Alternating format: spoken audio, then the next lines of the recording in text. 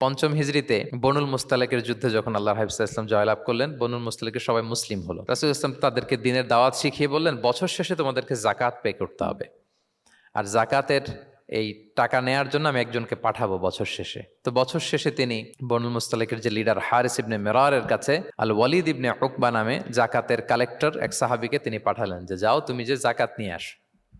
তো উনি গেলেন, উনি আসবেন শুনে বনুল মুস্তালিকের সবাই পল্লী থেকে বের হয়ে মরুভূমির মাঝখানে তলোয়ার নিয়ে ঘোড়া টোরা নিয়ে তাকে ওয়েলকামিং রিসেপশনের জন্য, রেড কার্পেট রিসেপশনের জন্য সবাই দাঁড়ায় আছে যে নবীর সাহাবী আসবে, জাকাত কালেক্ট করতে, আমরা জাকাত দিব। এখন ওই সাহাবী যখন গেলেন, সবাইকে এরকম ঘোড়া তলোয়ার এরকম সাজসজ্জা নিয়ে দাঁড়ায় থাকার কারণে উনি ভয় পেয়ে গেলেন। উনি ভাবছে আমাদের মানে হত্যা করার জন্য দাঁড়ায় আছে। উনি আর এটা ঠিকঠাক না জেনে অ্যাবাউট টার্ন ফিরে গেলেন মদিনায়, যে বলে ইয়া রাসূলুল্লাহ, বনুল মুস্তালিক তো সব মোরতাদ হয়ে গেছে, এরা তো আর মুসলিম, এরা তো আমাকে মারার জন্য সব দাঁড়ায় আছে। আসলে বলেন তো কথাটা কি সত্য না মিথ্যা? একেবারে মিথ্যা।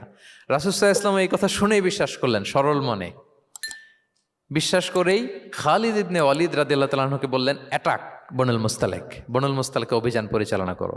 সাথে সাথে আল্লাহ বললেন, নবী রাখেন, আস্তে অ্যাটাক করেন, একটু থামেন নবী, একটু রাখেন।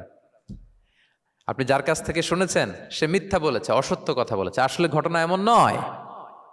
আজকে তার কথার উপর বেস করে আপনি যে খালিদ ইবনে ওয়ালিদকে অভিযান পরিচালনা করতে বললেন, সে যে যদি অ্যাটাক করে কয়েকজনকে হত্যাও করে ফেলতো, এই যে রক্তপাত হতো, ব্লাড শেড, এটার দায় কিন্তু আপনি এড়াতে পারতেন, কারণ আপনি আদেশ দানকারী। আল্লাহ রাসূল সাল্লাল্লাহু আলাইহি ওয়াসাল্লামকে থামালেন আল্লাহ তাআলা আয়াত নাজিল করে যে আপনি ক্রস চেক করেন। পরে রাসূল সাল্লাল্লাহু আলাইহি ওয়াসাল্লাম ক্রস চেক করে লোক পাঠিয়ে জানলেন যে না, এমন কিছুই নয়, তারা কেউ মোরতাদ হয় নাই, সবাই তারা মুসলিমই আছে। তারা ওয়েলকামের জন্য আসছিল, উনি ভাবছে যে ওনাকে হত্যা করার জন্য দাঁড়ায় আছে। তাহলে চিন্তা করছেন যুগে যুগে এই সমস্যা আছে না নাই বলেন?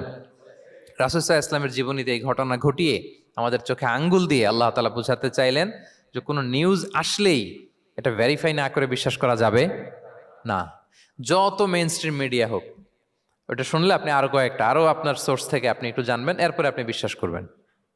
নাকি বিশ্বাস না করে শেয়ার দিবেন?